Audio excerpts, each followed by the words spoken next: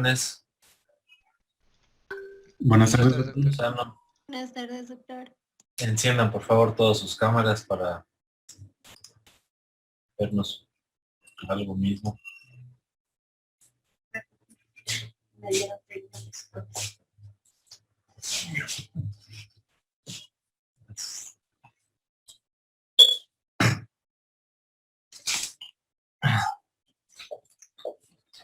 Muy bien, entonces primero quiero pedirles disculpas por la semana anterior que no pude reunirme con ustedes. Tuve una calamidad doméstica y realmente fue imposible hacerlo. Afortunadamente entiendo que se reunieron con Samantha Maldonado y ella ya dio algunas directrices y más que todo revisaron el programa académico, que es el que vamos a seguir estos 6 meses, este bimestre que viene, ¿no? Bueno, realmente todos los 4 meses que vamos a estar trabajando. Entonces, pues quiero darles la bienvenida ya para continuar, darles la bienvenida más cordial a esta clase. Es la clase de radiología y creo que hay mucho que aprender. Es la primer acercamiento que entiendo también ustedes tienen hacia la materia. Entonces eso complica un poco las cosas. Hemos presentado la tentativa de que se modifique el pensum y que se pueda implementar una materia de radiología en primeros años. Más que todo con ciencias básicas, con materias básicas como la anatomía, en donde tenemos nosotros mucho que aportar desde el punto de vista radiológico de imagen. Entonces, ojalá algún rato pueda cambiar ese pensum. Algún rato podamos tener, por un lado, una clase inicial de radiología o radiología 1 para ver las partes básicas, principios físicos de anatomía. Y ya en esta clase trabajar un poco más en la radiología clínica. Sin embargo, ahora nos toca ver todo bastante resumido. Entonces sí requiere de su colaboración y de su participación. Y esa va a estar dada principalmente pues con la lectura de la materia que hay que revisar y con los trabajos de tarea que vamos a enviar cada semana. ¿Ya tienen el representante de su paralelo? Son Sí, paralelos doctor. bien asimétricos en cuanto al número, ¿no? Aquí hay 32. ¿Cuántos son en total?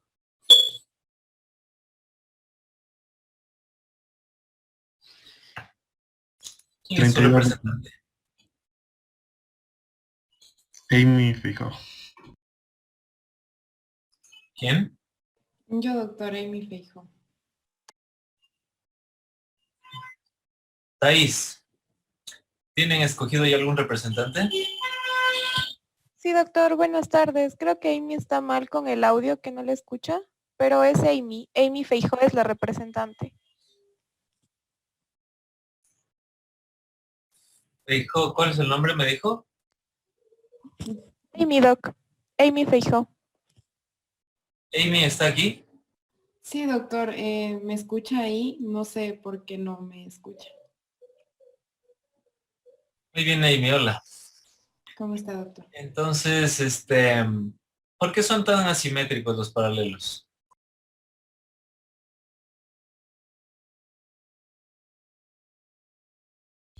Más bien creo que es doctor por la libertad que nos dieron por parte de la U. Mm, Creo que sería eso. Ah, ok. O sea, ustedes escogen a qué paralelo ir Ajá, justamente. y todos querían en este. Así parece. Está bien. Este es el B. Sí, doctor. Muy bien, entonces, en estos 6 meses lo que nos proponemos es justamente hacer una introducción a la radiología, abordar principios físicos. Todos los métodos de diagnóstico tienen un pro y un contra, entonces tenemos que analizar eso bien junto con los principios físicos. Vamos a revisar medios de contraste, anatomía radiológica, semiología radiológica y finalmente diagnósticos radiológicos. ejemplo, ¿no? Entonces, ese programa académico, que entiendo ya lo tienen bien claro, lo vamos a seguir y a partir de la siguiente clase, quiero que se distribuyan las exposiciones, las charlas. Como son altísimos, son 32, entonces yo creo que ¿cuánto les tocará? Son 7 temas, 7 clases. 7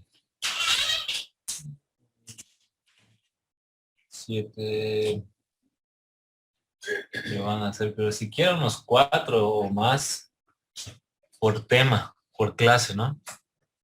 Entonces van a ser siquiera unas 4 personas, en algunos casos 5 personas por clase, de dar la charla, de dar el tema.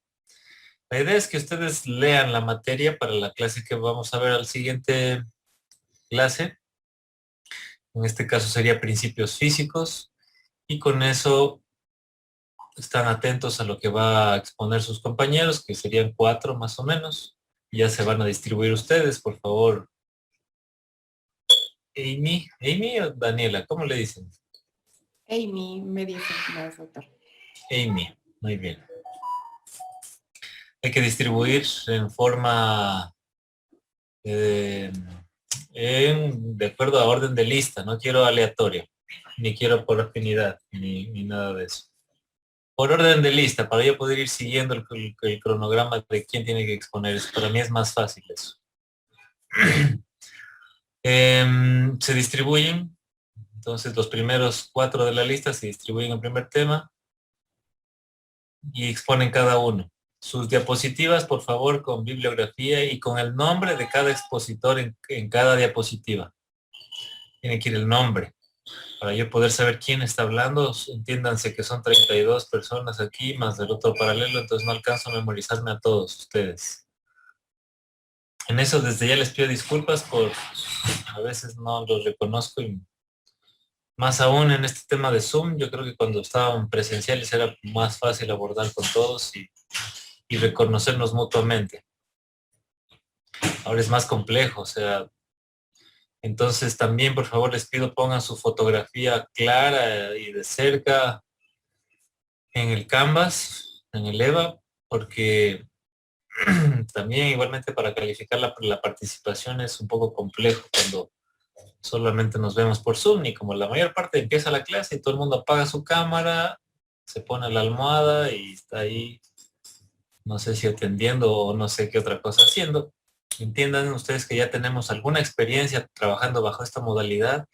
Ustedes ya tienen 2 semestres y yo también de trabajo en vía telemática, entonces ya ustedes saben lo que hacen, hacia dónde uno es proclive caer en el aburrimiento, en la distracción. Yo los entiendo perfectamente. Mi hija también está aburrida de sus clases en la escuela.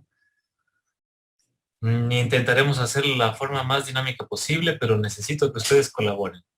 Aquí sí estamos en un punto de la historia en la que ustedes tienen que aprender porque ustedes quieren hacerlo, no porque alguien les está obligando.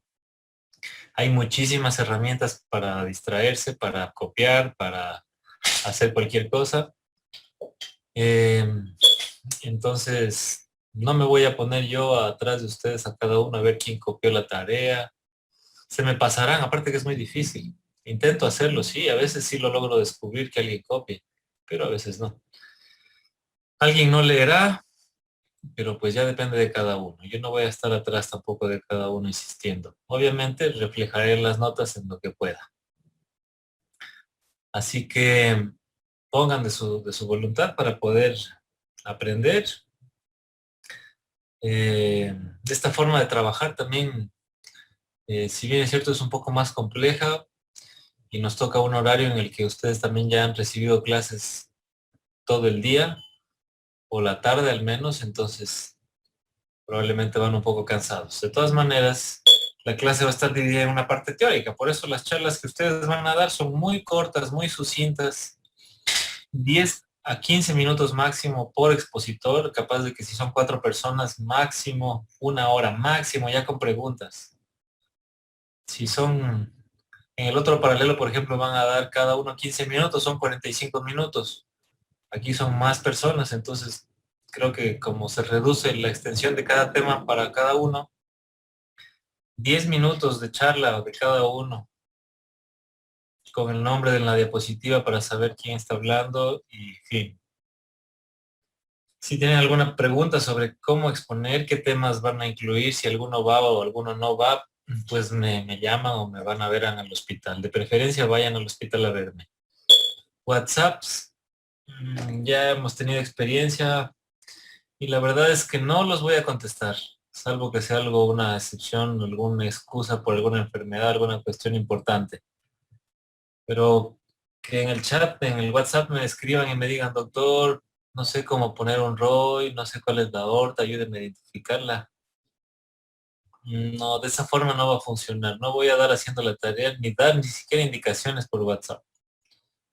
Lo que me pueden es decir cuándo, me pueden llamar o me pueden escribir y decirme cuándo puede echarme una mano con tal tema. Doctor, estoy estancado en un tema, no sé qué hacer, no sé si hacer mi charla de esta forma.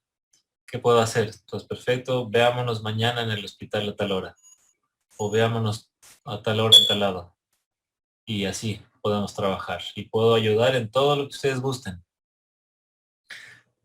Y nos podemos reunir las que veces que ustedes quieran que nos reunamos. Pero por WhatsApp hacerme preguntas de la materia es muy complejo. Listos, entonces voy a compartir un rato la pantalla para ir avanzando un poco. No sé si hasta aquí hay alguna pregunta. Entiendo que también ya revisaron el programa académico con Samantha. ¿Hay alguna pregunta del programa académico?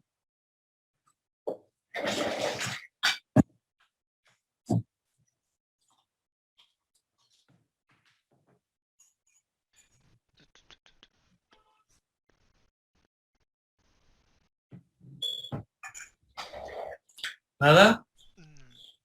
Bueno.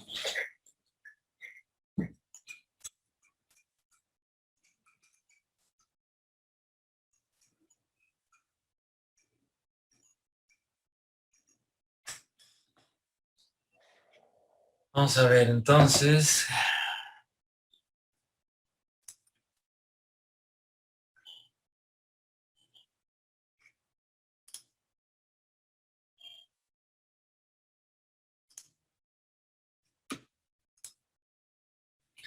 Estamos ahí, ¿cierto? ¿Están viendo mi pantalla? ¿Me escuchan? Sí, Doc. Sí, Sí, doctor. doctor. Bien. La radiología, al igual que otras ramas de la medicina, pues es una especialidad que ya tiene bastantes años, más de 100. Entonces, es una rama que ha ganado trayectoria y sigue ganándola.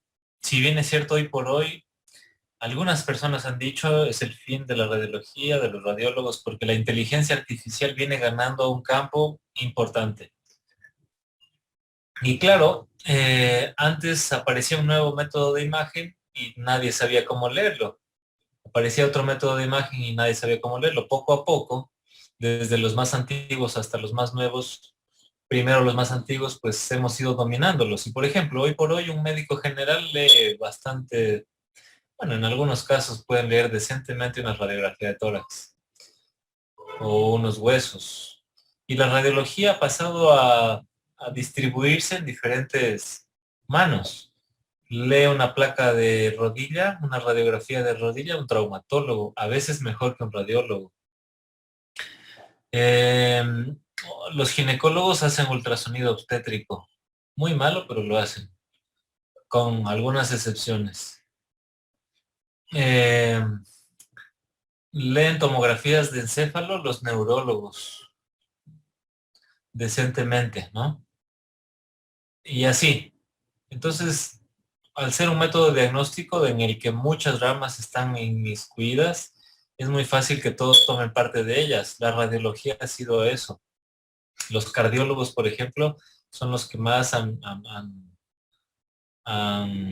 tomado de esta especialidad y hay muchas subespecialidades en imagen cardíaca. De todas maneras, la ventaja de la radiología es que siguen apareciendo nuevos métodos y nuevas técnicas que permiten que, pues, si una va perdiendo prevalencia o va pasando a manos de otras especialidades, nosotros vamos agarrando otras y otras y otras. Así que bueno, lejos de que sea el fin de la radiología o el fin más que todo de los radiólogos, yo creo que es el momento de adaptarse a las nuevas técnicas y a los nuevos métodos de imagen y tomar de la inteligencia artificial lo que nos beneficie para poder contribuir a seguir dando diagnósticos. Entonces vamos a hablar nosotros ahora de los métodos diagnósticos, cuáles son, su nomenclatura, cuál es el proceso del pensamiento radiológico, el procesamiento de las imágenes y el postprocesamiento de las imágenes. A ver, voy a conectarme acá también porque no sé esos nombres. Y necesito saber quién está conectado.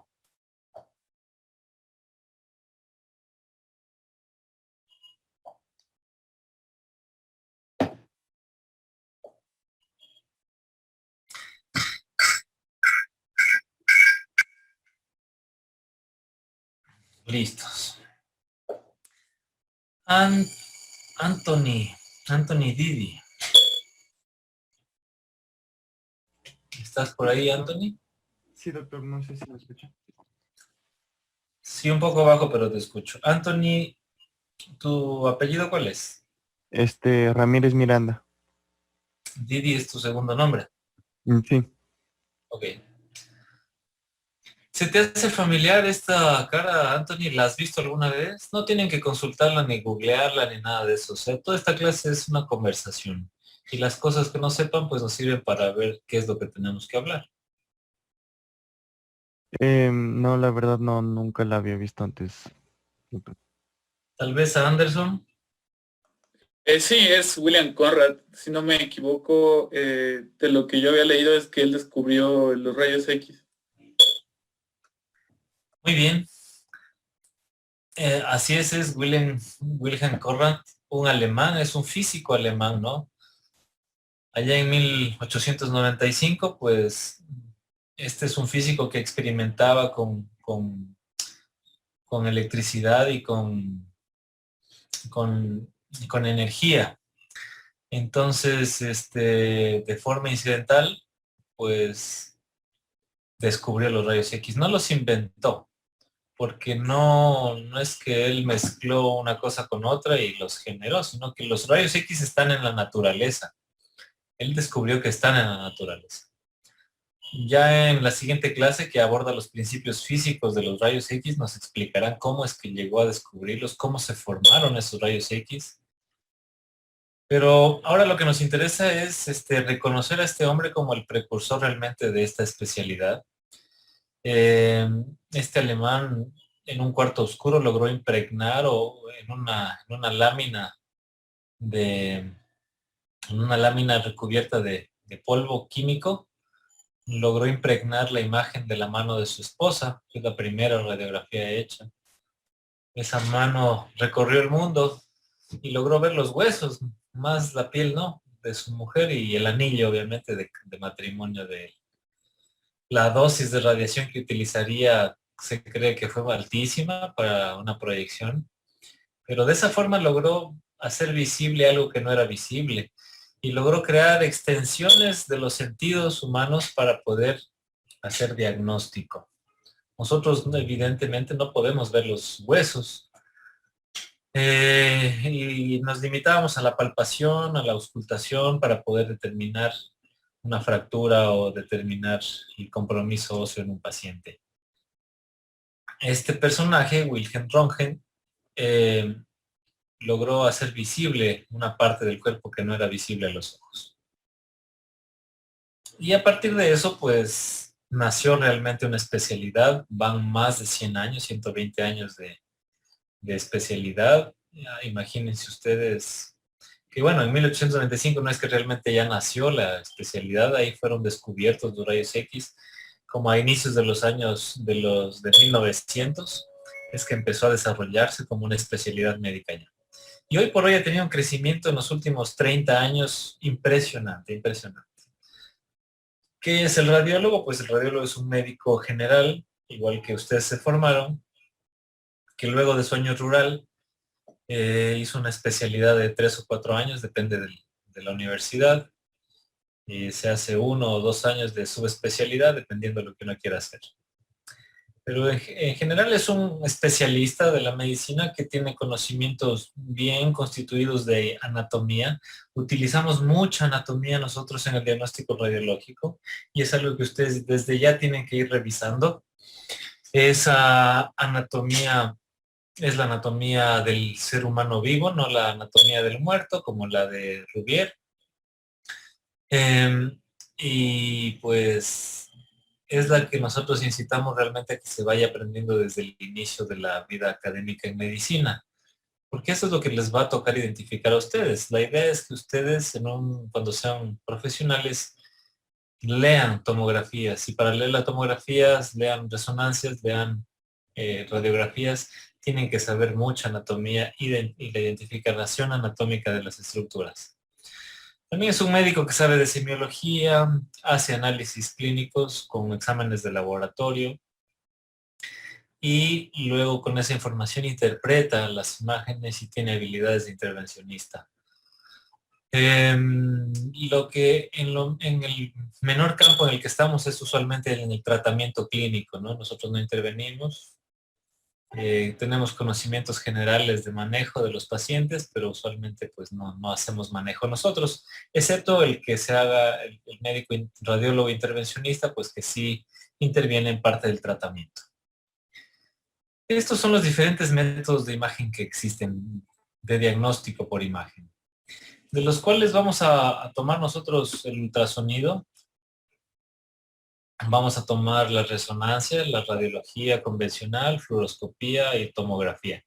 No me voy a referir en esta clase, en estas clases, a la medicina nuclear. La medicina nuclear es parte de una especialidad distinta, que igualmente es otro médico que se forma como especialista en medicina nuclear, con 2 o 3 años de formación.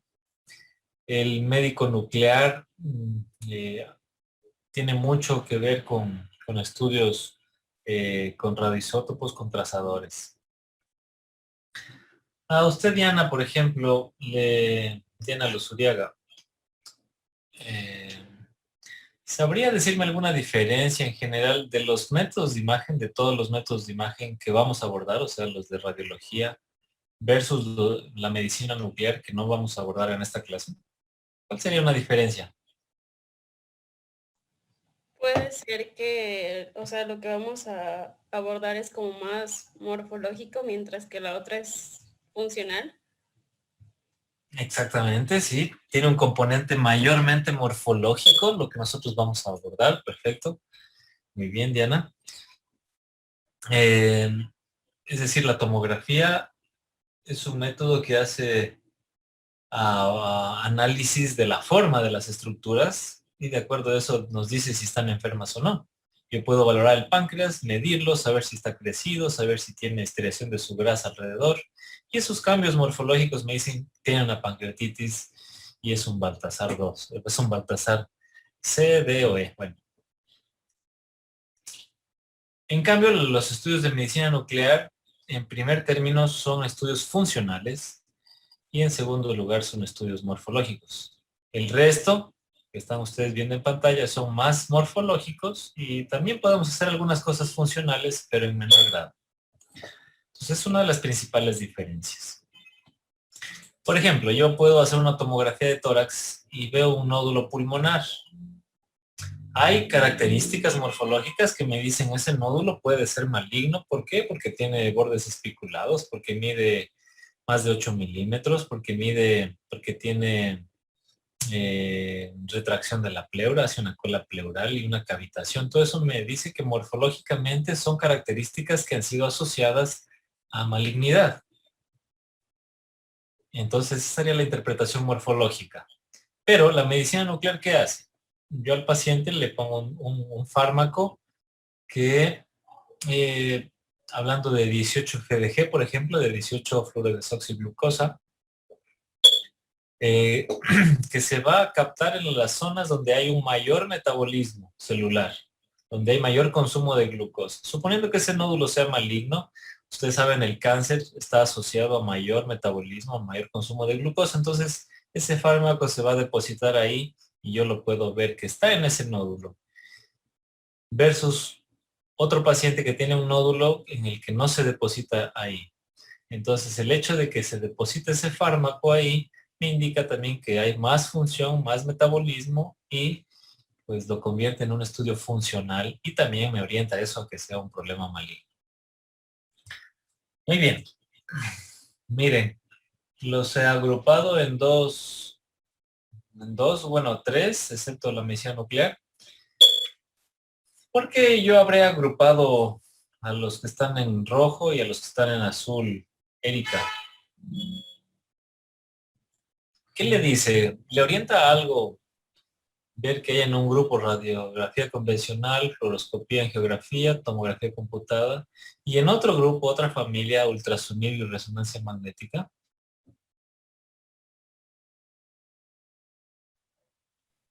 Tal vez sea porque en el caso del ultrasonido, bueno, es muy diferente en cuanto a la energía, me parece. No sé cómo explicarlo. Bueno, ¿qué dice Jan Íñiguez? Bueno, según lo que yo le podría más o menos entender es... Puedes encender tu cámara y hablar Sí, un poquito más fuerte que casi no te escucho. sí está encendida la cámara, doctor. Ah, ya, gracias. Ya.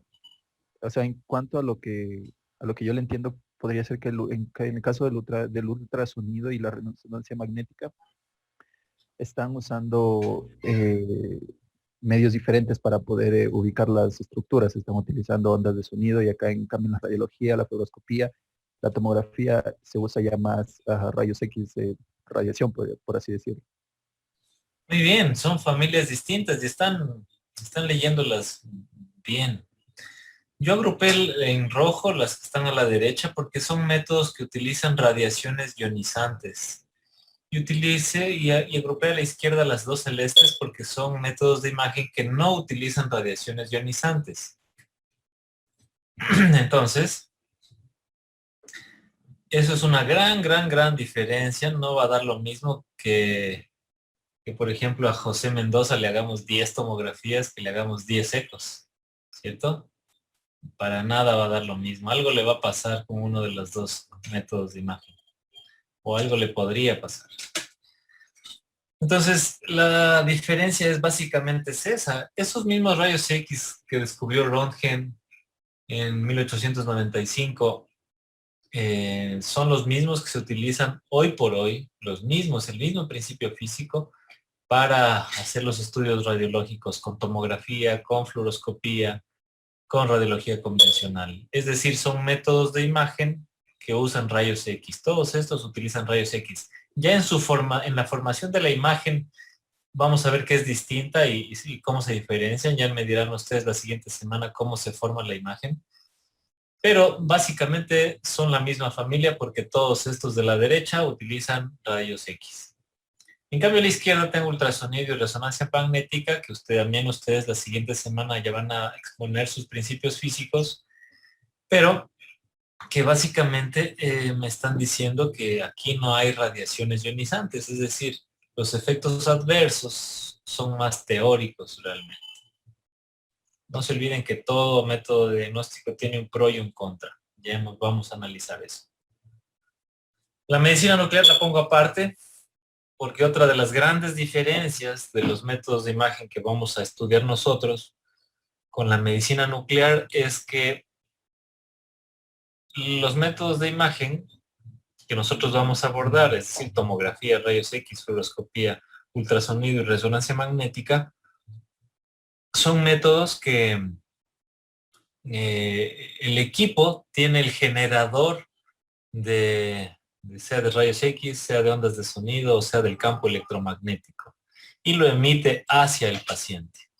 A diferencia de la medicina nuclear, en la cual yo inyecto al paciente un fármaco, un radiotrazador, un radioisótopo, como lo quieran llamar, y el paciente es el que emite las radiaciones, Y los equipos en medicina nuclear lo que hacen es nada más detectar en dónde tiene la radiación el paciente y cómo se comporta esa radiación del paciente. ¿De acuerdo?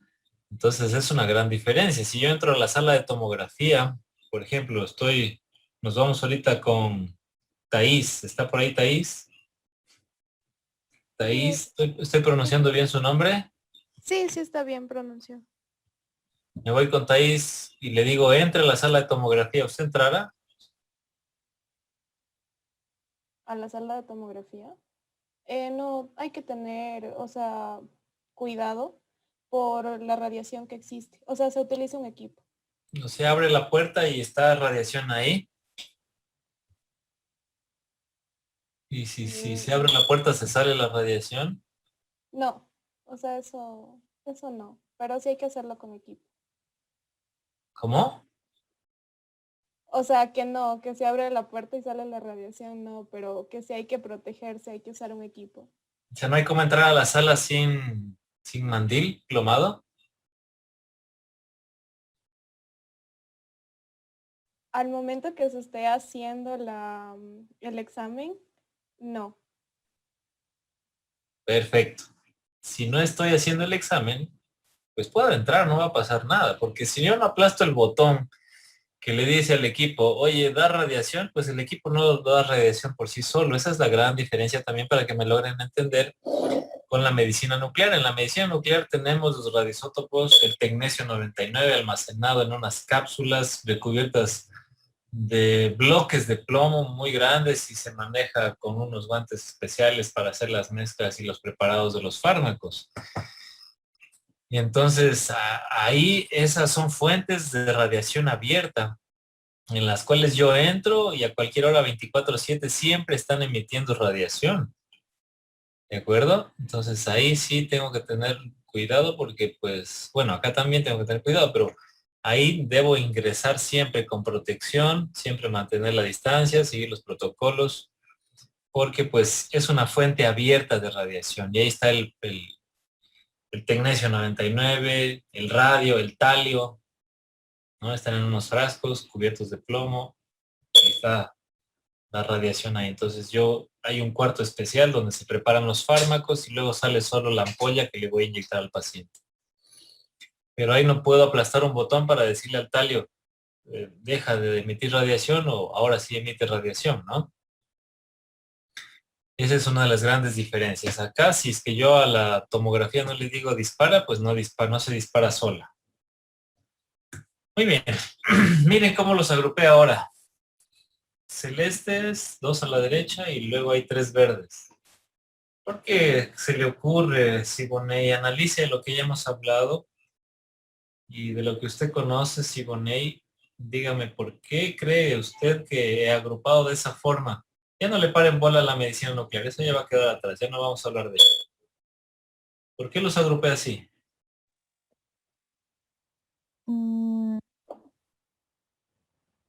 Se me ocurre que puede ser por el hecho de la sensibilidad para detectar alguna patología en particular.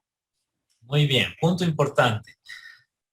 O sea, no es un concepto adecuado justamente, pero nos trae a colación el hecho de que hay que recalcar. Quiero que se quiten de la cabeza que existe un mejor método.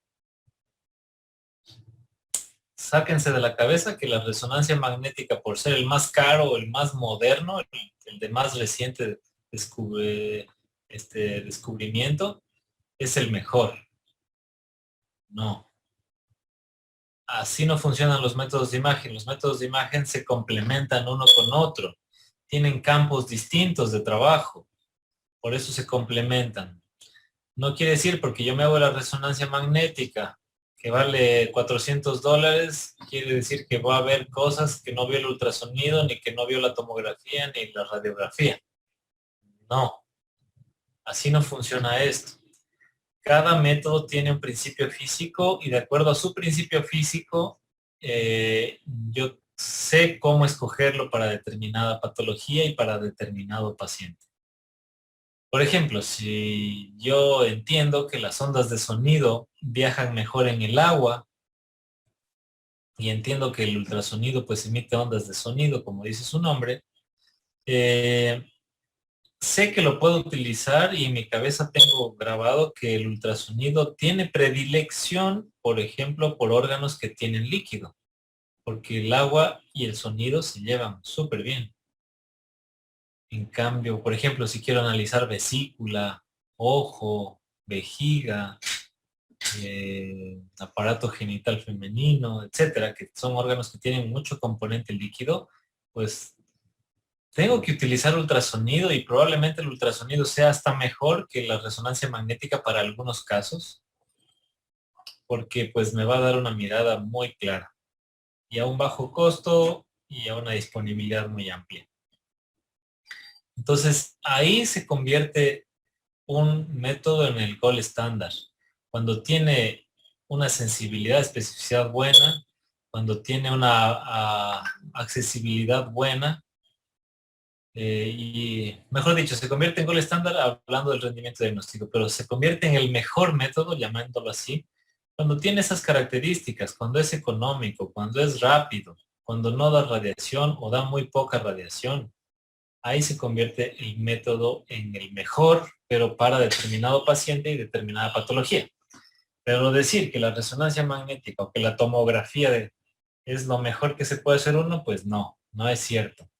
Y que porque la tomografía es una tomografía muy moderna de 64 detectores, que es la que tiene la clínica San Agustín, por ejemplo, es mucho mejor que otros métodos de diagnóstico, no, tampoco. Ya vamos a abordar de las características de esto que le dan a cada equipo y para qué nos sirve principalmente, pero quiero que se saquen de la cabeza que existe el mejor método de imagen. Muy bien, entonces por ahí no va Sibon, creo con quién hablábamos, con Siboney, ¿no? Victoria, ¿está por ahí? Sí, doctor, buenas noches. Hola. ¿Usted tiene alguna idea? ¿Se puso a pensar por qué los agrupé así?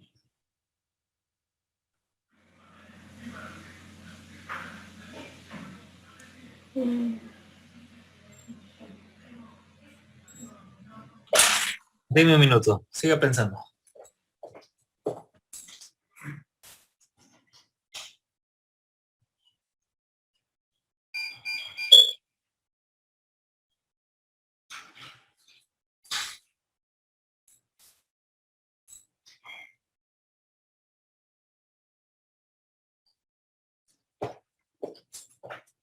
Muy bien, ¿qué pensó?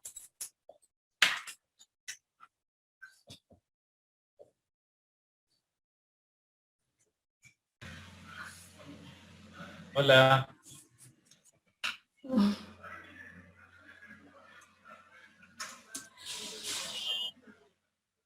Isabel. Buenas noches, doctor. Hola. Puede ser tal vez porque en algunas, bueno, no estoy segura, pero que en algunas se puede ver desde varias formas y otras como que son más centradas a donde lo ubiquemos, sería así. Bueno, esto ya se van a ir dando cuenta cuando vean los métodos de imagen. Supongo que no han visto muchos tampoco. Entonces, una radiología convencional y la fluoroscopía son métodos de imagen planar, así se llaman. Y la tomografía, la resonancia magnética y el ultrasonido son métodos de imagen seccional. ¿Cuál es la diferencia? Los métodos de imagen planar sobreponen todas las estructuras, una tras otra, una tras otra. Por ejemplo, si yo me hago una radiografía, va a salir y no me saco la ropa. Siempre a todos los pacientes les hacemos sacar la ropa, pero por algún motivo no me la saco, no me la quiero sacar, no quiero que me vean. Van a salir los botones de mi cabeza sobrepuestos a mi proyección.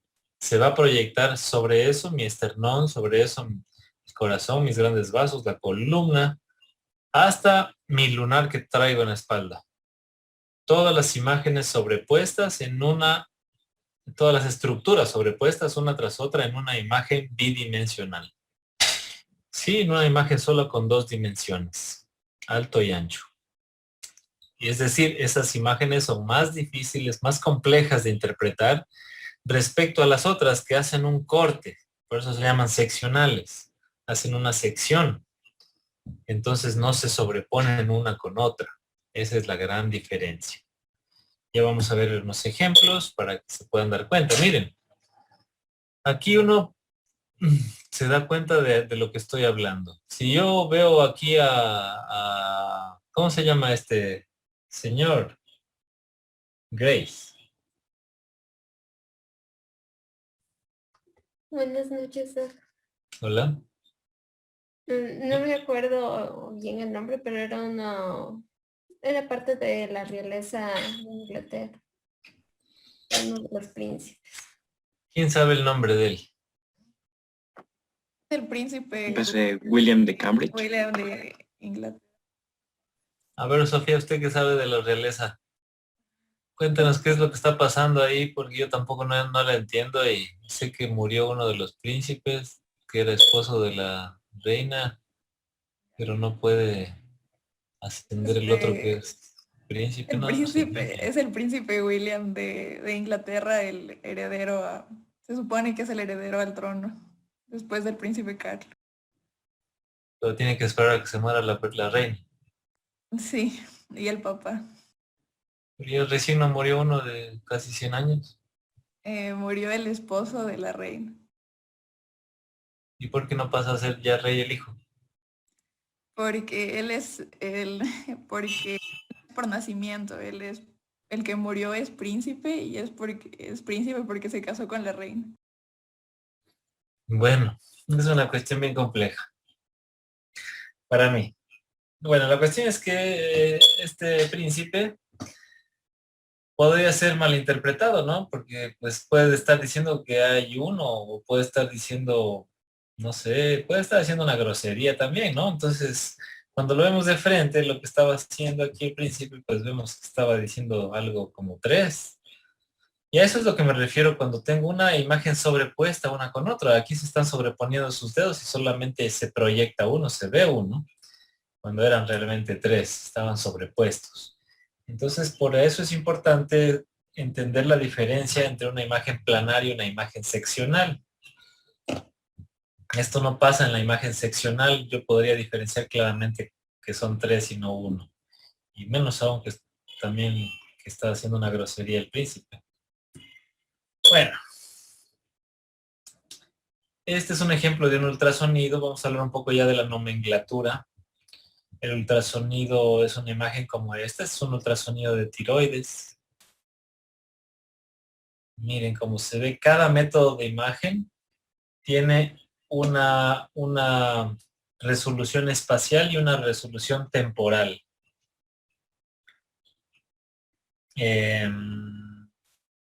José Mendoza. Sí, Doc, buenas tardes. ¿Sabes a lo que me refiero con resolución espacial o resolución temporal? No, Doc. Para la siguiente clase, por favor, quiero que nos consultes eso. ¿Qué es la resolución espacial y la resolución temporal de un método de imagen? ¿Y cuál es para cada uno de los métodos de imagen que hemos hablado en esta clase? ¿De acuerdo? Sí, Doc. Te adelanto un poco, o sea, se trata del poder de un método en diferenciar dos puntos muy juntitos, uno de otro. Imagínate que hablamos de cuestiones de 1 milímetro o menos de tamaño, y la capacidad de un metro de decir, este es un punto que llega solo hasta aquí y aquí empieza otro, eso es el detalle, como quien diría, ¿no? La definición. Por ahí va esta, pero ya son términos que se utilizan en imagen médica, entonces quiero que los consultes para que nos los muestres a todos y de forma bien clara en 2 diapositivas nada más. Ya, Doc. Bueno, entonces la parte más negra, eso también hay que ir cambiando, ya no le vamos a decir negrito, aquí lo gris, doctor, ahí veo algo que es lo negrito, eso negrito de eso ya tiene que quedarse. Después de esta clase hablaremos de anecoico, cuando hablemos de ultrasonido, y justamente hace referencia a algo que no tiene ecos, como por ejemplo este quiste, no sé si se ve en mi mouse. Sí se ve. Ya. Entonces a este quiste de, por ejemplo, de aquí o a este vaso de acá, anecoico, algo sin ecos, que está totalmente negro. O algo hipoecogénico, como por ejemplo esta zona de aquí al lado del nódulo, que tiene menor ecogenicidad, pero no es anecoico. Hiperecogénico, como por ejemplo aquí las fascias que están recubriendo el esternocleidomastoide. O isoecogénico, que usualmente es de ecogenicidad intermedia o también se utiliza para comparar dos estructuras. En rayos X convencional, esta es la diferencia, y miren, esto es lo que me refería también. En esta imagen está proyectado todo en una sola. ¿Se ve el esófago? Pues no lo veo el esófago. Pero sé que está ahí. Y en algunas patologías sí se va a hacer visible. Pero tengo que saber que estoy viendo un método planar y sé que ahí está el esófago. En cambio en el eco, pues veo lo que está ahí. Lo que no está ahí es porque no está. Nada más, no hay nada que se sobreponga en ese corte y en ese grupo de imágenes que estoy analizando ahí. En rayos X yo voy a referirme a todo lo negro como radio lúcido y a todo lo blanco como radio opaco. Es como diferente a lo que suena. Radio lúcido, se ve algo lúcido, pero se refiere a lo negro, a lo oscuro. Y radio opaco se refiere a lo blanco, a todo lo que está más claro. Por ejemplo, la clavícula es un órgano radiopaco, ¿no? Un órgano radiopaco, porque es un hueso. En rayos X solamente hay 5 densidades. Hay densidad aire, grasa, agua, calcio y metal, desde la más negra hasta la más blanca, desde la más radiopaca hasta la más radiolúcida. En ese ejemplo, miren, qué caso. Carla, ¿está por ahí? Sí, doctor. Carla, ¿cómo cree que llegaron a esos cubiertos hasta ahí? No sé.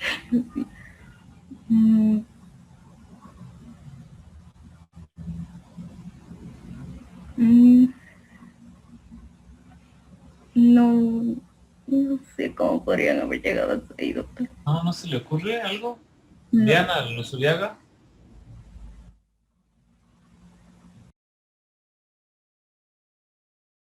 Diana. No, Doc, tampoco. Uno en medicina tiene que aprender a ser mal pensado. Realmente que sí, porque hay muchas cosas que los pacientes ocultan y pues el médico tiene que pensar mal para poder llegar al diagnóstico. Tiene que pensar todas las opciones posibles, así sean muy raras, así sean extremas. Tiene que pensar, principalmente pensar. Doctor, César. A ver, ¿quién iba a hablar? Yo, doctor, iba a hacer una pregunta. Ande. Es que dentro de las 5 densidades, justamente como esta es una imagen planar, y bueno, básicamente es por la densidad y por ejemplo por los signos de las siluetas que suelen tener los órganos y de acuerdo a las densidades, se suele como que se podría dar cuenta, pero mi pregunta es, por ejemplo, también cabe la posibilidad de que los cubiertos no estén como tal dentro del organismo, sino que estén en alguna parte de la ropa del paciente cuando tomaron la tomografía, ¿o? Exactamente. ¿Cuál es tu nombre? Anderson, doctor. Anderson, justamente. Tú eres el tipo de médico que no se deja engañar. Entonces, eso es era una imagen para engañarlos, ¿no? Esos pacientes, cuando le pregunto a alguien cómo llegó ahí, obviamente, porque en muchos casos han habido de cosas tremendas, lo que hemos visto, pacientes que se introducen objetos por diferentes partes de su cuerpo, y entonces hemos visto muchas cosas. Pacientes que llegan con una botella que se introdujeron por algún orificio. Bueno. Entonces, bueno, uno podría ponerse a pensar y yo he escuchado respuestas de otros alumnos que me dicen, no, pues se los metieron por el ano, por ejemplo, los cubiertos, no. Que es posible, no digo que no sea posible, digo, hemos visto varias cosas de pacientes, pero en este caso no. En este caso, pues no se metieron por ningún lado, esos cubiertos simplemente están por delante del paciente, que los llevaba en su ropa y no le hicieron sacar la ropa a su paciente. Y se proyectaron encima. Muy bien, pero así como pueden estar encima, pueden estar dentro. ¿Tengo alguna forma de diferenciarlos? No tengo forma de diferenciarlos. Estoy hablando de un método de imagen planar. Muy bien. Este es un método de imagen seccional. Si yo me pasara lo mismo, que el mismo paciente tenía los cubiertos en la ropa y no se sacó para hacerse esta tomografía, yo viera los cubiertos por delante, por detrás o dentro del paciente. Pues ahí ya va uno viendo cómo se configura la imagen, qué ventajas tiene un método respecto a otro método. Aquí en tomografía computada hablamos de hipodenso, hiperdenso e isodenso. Pero en general, en tomografía computada existen las unidades Hounsfield. Y las unidades Hounsfield son un espectro de atenuaciones. Ya me van a explicar bien ustedes la siguiente semana quien tenga que exponer sobre principios físicos de la tomografía. Pero básicamente es cada píxel después de recibir la radiación que atravesó el cuerpo de un paciente toma un valor. Ese valor se traduce en unidades Hounsfield. Y las unidades Hounsfield van en un espectro desde menos 1000 hasta más 1000 hasta más 2000 unidades. Y de acuerdo a esa atenuación que van desde lo más hipodenso hasta lo más hiperdenso, se ubican los diferentes órganos. Así, por ejemplo, lo menos denso pues es el aire. Estamos hablando que la tráquea, miren por ejemplo aquí el círculo rojo, yo puse una región de interés, ROI significa Region of Interest, en la luz de la tráquea y me dio una atenuación de menos 943.72 unidades Hounsfield. Eso quiere decir que eso se relaciona pues con aire. Y es obvio, ¿no? Porque estoy viendo la tráquea, la luz de la tráquea. Entonces, estas unidades Hounsfield son muy útiles, pero tienen que interpretarse y saber utilizarse en el contexto de un análisis morfológico del paciente, un análisis anatómico. No dan por sí solas diagnóstico, ojo. No es que pongo el ROI ahí, que es una herramienta que ya lo vamos a usar, y ya me da un diagnóstico. No, pero son muy útiles. En un contexto adecuado me pueden ayudar a diferenciar muchas cosas. Tienen que aprendérselas, hay una tabla de unidades Hounsfield y más o menos van en ese espectro. Esta es una resonancia magnética. En resonancia magnética las unidades, las atenuaciones van desde zonas muy negras, como por ejemplo aquí los meniscos, que son estas estructuras de aquí. Miren, aquí están los meniscos, esto de aquí, que son hipointensos. Luego el hueso se ve hiperintenso. Luego puedo decir que el músculo es isointenso. O puedo decir que los músculos arriba son isointensos, es decir, tienen intensidades similares. Entonces, no se olviden, en tomografía hablo de densidades y en resonancia magnética hablo de intensidades. En ecografía de ecogenicidades y en rayos X de densidades también. Bueno, ¿cómo iniciar la lectura? Pues tengo una radiografía que antes las imprimían y se veía como una foto, ¿no? Yo estoy viendo a mi imagen, eso ya está tan estandarizado a nivel mundial. Es como verlo al paciente de frente a mí. Entonces, siempre está identificada la derecha del paciente al lado contrario de mi derecha. Por ejemplo, usted, a ver quién está aquí. Es como ver al paciente de frente, ¿no? Mi derecha es, por ejemplo, hablando de ustedes, es su izquierda. Y asimismo es como abordar al paciente de frente. Siempre tengo que tener presente esa relación. Debe estar rotulado el nombre del paciente. Hay una regla, siempre hay una regla que me permite medir en caso de que no tenga un archivo electrónico y los datos de filiación del paciente. Esto es lo que estoy hablando. Entonces tengo una radiografía de tórax, miren el corazón apunta hacia dónde, hacia la izquierda, lo que es normal. El hígado en este paciente, ustedes lo pueden ver ahí, está hacia la derecha.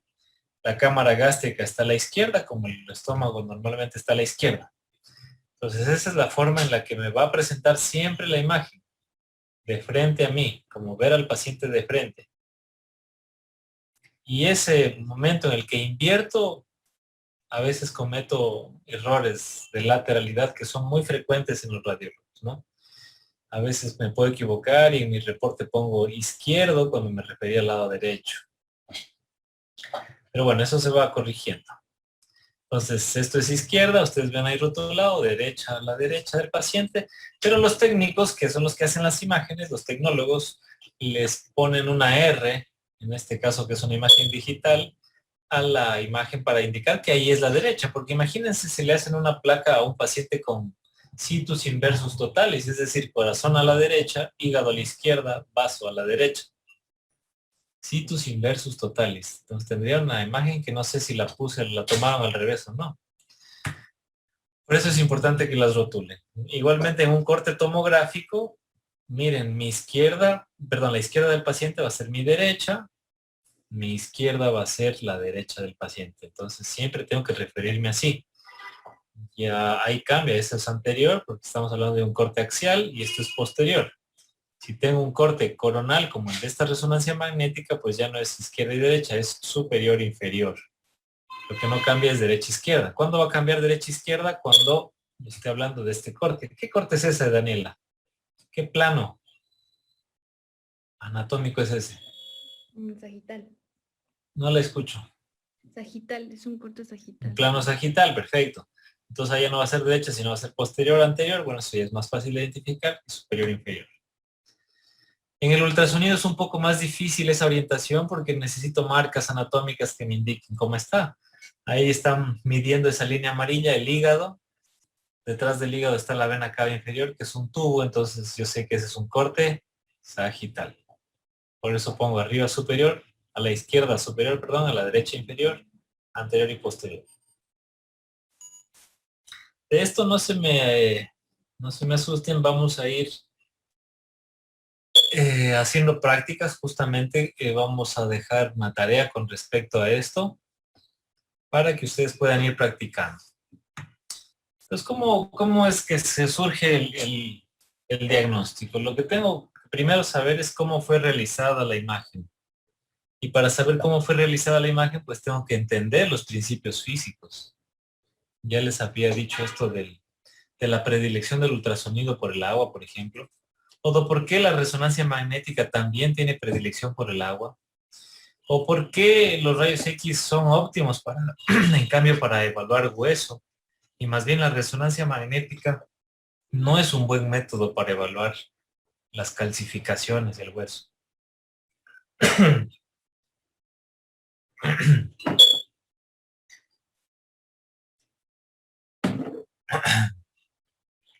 Tengo que saber y entender las fortalezas de cada método de diagnóstico. Insisto, no existe el mejor método de estudio. Los métodos de imagen se complementan y todos tienen fortalezas y algunos tienen limitaciones. En la siguiente clase vamos a abordar eso.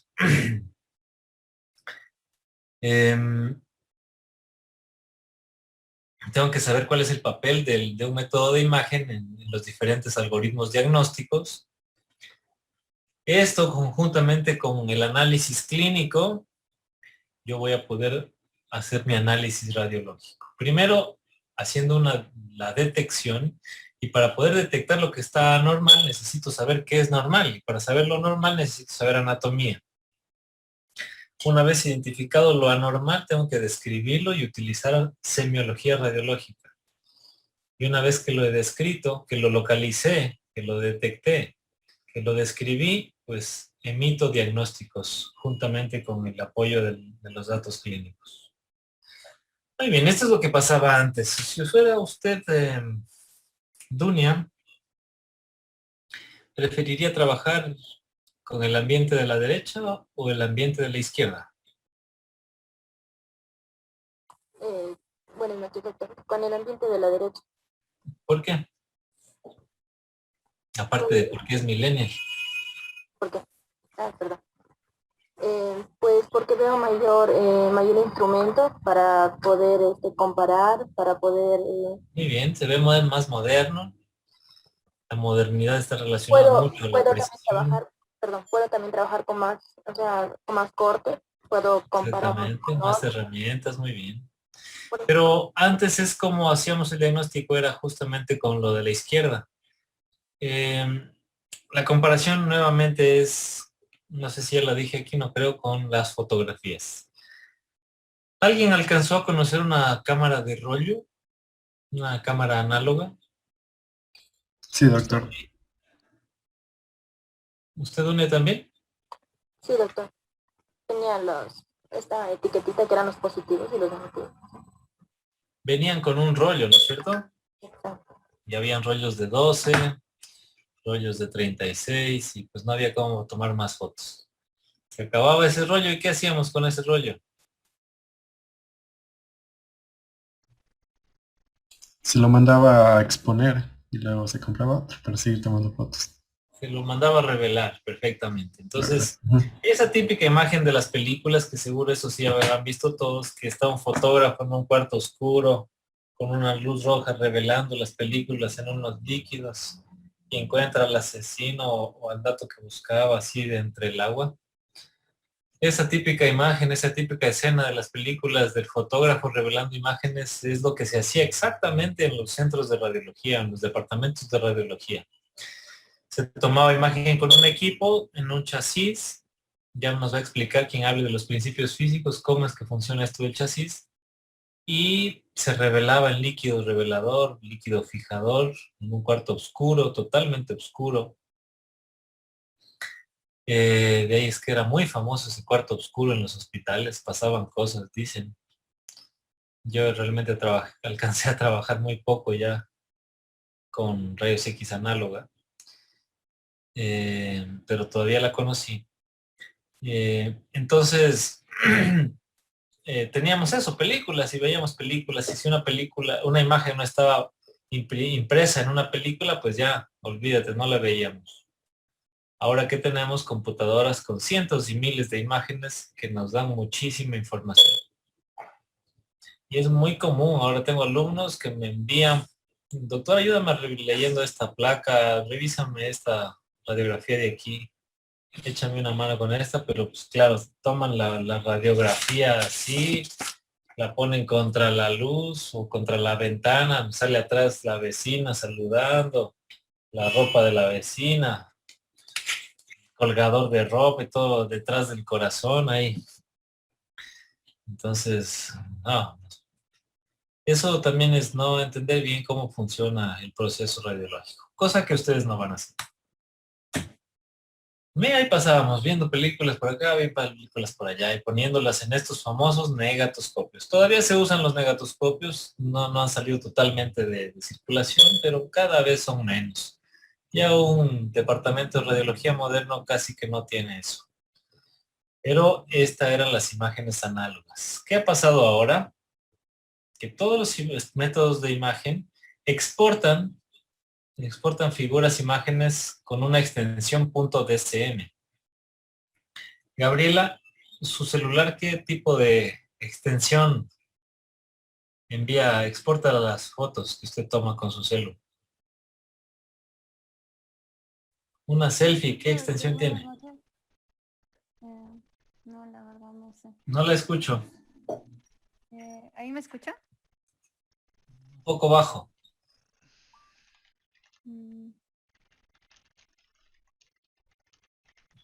¿Ahí me escucha tal vez? Sí, dígame. No, la verdad no sé, doctor. ¿No sabe qué formato tiene de fotografía su celular? ¿Qué tipo de archivos?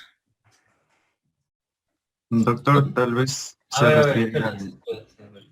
¿Con quién ¿Perdón? estoy? ¿Con Gabriela? ¿Estoy con Gabriela? No, recién habló mi compañero Didi. Anthony Didi. No, pero ¿a quién le pregunté? A mí. Gabriel. ¿Gabriela está con su cámara prendida? Sí, estoy con mi cámara No prendida. la veo.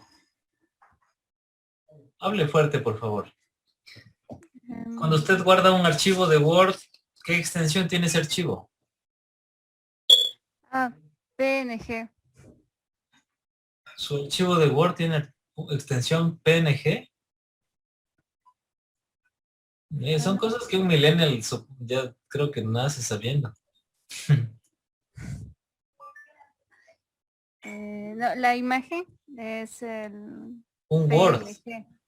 El Una Word, imagen puede ser PNG, ajá. .jpg, .tif, varios formatos, así como hay de video, MP4, .mp3 para la música, etcétera, ¿no? ¿Ya me doy a entender?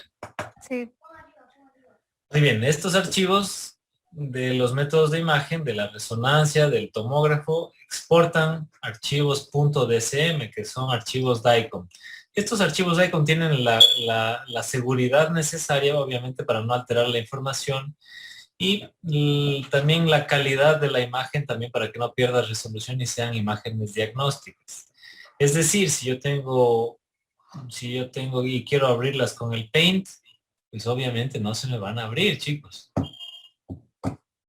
Para eso necesito un lector DICOM, un programa, un software que lea imágenes DICOM. ¿De acuerdo? Muy bien. No sé si algo más iba a decir acá nuestro amigo que quería hablar. No sé su nombre. Está de azul.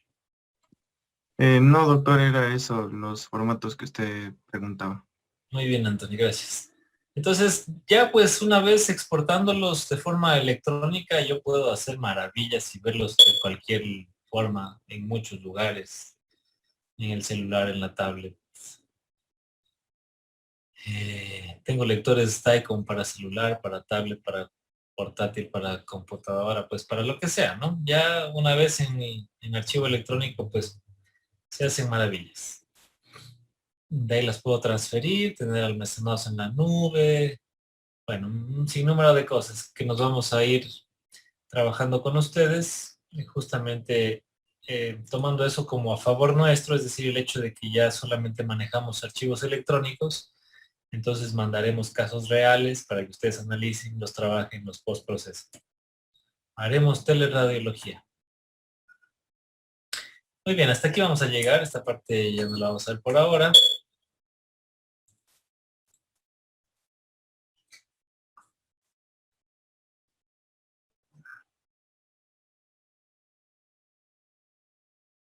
Bueno, ventaneo todavía vamos a ver. Entonces yo puedo, a diferencia de una imagen de una placa impresa, yo la puedo ventanear, cambiarle la ventana.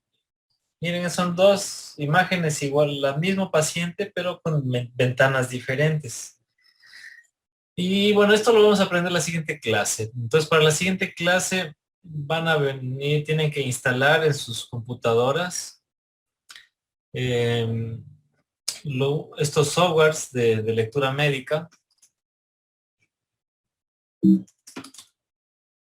Ya. Estos softwares de lectura médica quiero que los instalen. Hay software para sistemas operativos diferentes, para Windows, para Mac, para Linux, Ubuntu. ¿Alguien tiene un sistema operativo en su computador que no sea Linux? Es decir, que no sea Windows ni Mac. ¿Nadie utiliza Ubuntu o Linux? Bueno, ya, no hay problema. Entonces, para Mac y Windows, mejor que no utilicen porque no tengo hecho tutorial para otra cosa que no sea Mac o Windows. Les vamos a mandar en la tarea unos tutoriales que tenemos hecho para que descarguen el software y para que aprendan a utilizarlo. Voy a enviar un enlace de Dropbox para descargar unos estudios, unas imágenes y empiecen a resolver una tarea para la siguiente clase. La primera hora la destinaremos para resolver la tarea. Vamos a revisarla. Ustedes tienen que tener lista la tarea y obviamente hay que subirla en PDF. Hay un resultado de esa tarea que tienen que subirlo al Canvas, al resultado. Hay una fecha límite para enviar. Fuera de eso no voy a recibir a nadie. Insisto, así me escriban, así me mandan un correo, doctor. Lo que pasa es que mi abuelita me desconectó la computadora y faltaban 5 minutos para enviar la tarea. De todo eso redactaron unos correos que nos saben enviar, intentando justificar que no pudieron enviar la tarea, consecuentemente no está en el Canvas. Si no está en el Canvas, no tengo la constancia de que su tarea está hecha o fue hecha. Sé que al inicio toma tiempo y les va a tomar más tiempo porque pues no saben manejar y están aprendiendo. Entonces sí, al inicio va a ser más difícil y luego ya van a ir agarrando el ritmo. Pero traten de ser originales, traten de hacerla ustedes mismos. Créanme que ya sea yo o apoyado con alguien, revisamos sus tareas. ¿De acuerdo? Y me voy a dar cuenta cuando alguien copie. Tal vez alguna vez se me pase, pero no se perjudiquen ustedes, porque eso es la preparación para el examen. Si cada día leen y hacen su tarea para mi clase, probablemente al final ni siquiera tenga que leer ya para ni hacer nada para el examen bimestral. Muy bien, entonces voy a mandar los enlaces de YouTube con los tutoriales que tenemos hechos. Voy a enviar enlace de Dropbox para descargar las imágenes. Resuelven la tarea, envían el PDF, lo suben al Canvas. La siguiente semana, la primera hora, resolvemos la tarea. Yo le digo, por ejemplo, a María José, usted resuelva la primera pregunta y yo sé que ya está enviado su respuesta, pero ese rato tiene que resolver la primera pregunta. Surgen preguntas, surgen inquietudes y vamos resolviéndolas a la parte práctica. Y la segunda hora la dedicamos a sus charlas de métodos de principios físicos de imagen. Y eso, las tutorías podemos darlas previa cita, con el que ustedes quieran, las veces que ustedes quieran, por Zoom o presenciales. Yo preferiría presenciales. Si tienen algún problema, pues las veces que necesiten me llaman y pueden ser los jueves mismo o cualquier otro día realmente. Pero tenemos que coordinarnos para ver cuándo se puede. Bueno, entonces espero que sea beneficiosa para ustedes esta clase. Vamos a tratar de hacerla lo más amena posible, como digo.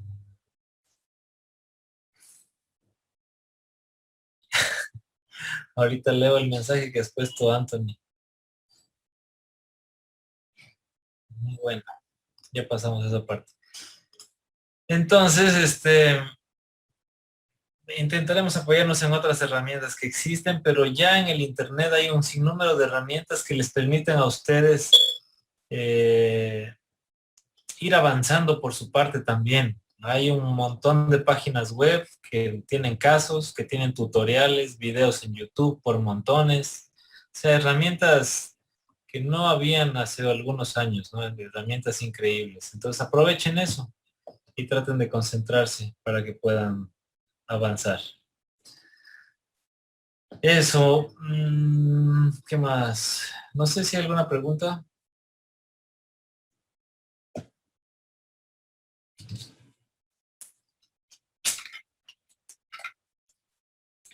¿Quién no es de Loja?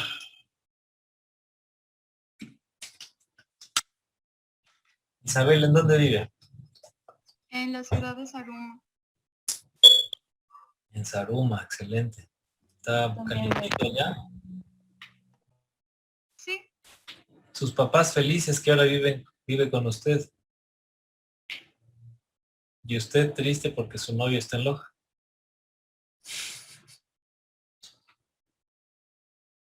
¿Quién más es de otro lado que no sea Loja? Yo, Doc. Yo, Jennifer.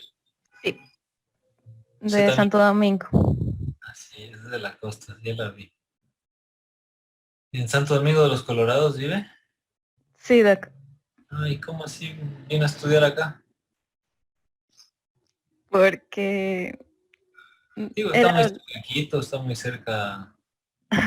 Porque no me gusta Quito para estudiar.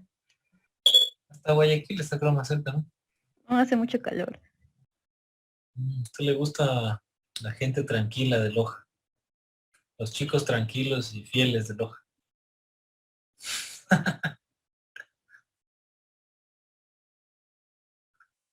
Es más por la ciudad, porque era más tranquila, la verdad. Muy bien. ¿Quién más es de fuera?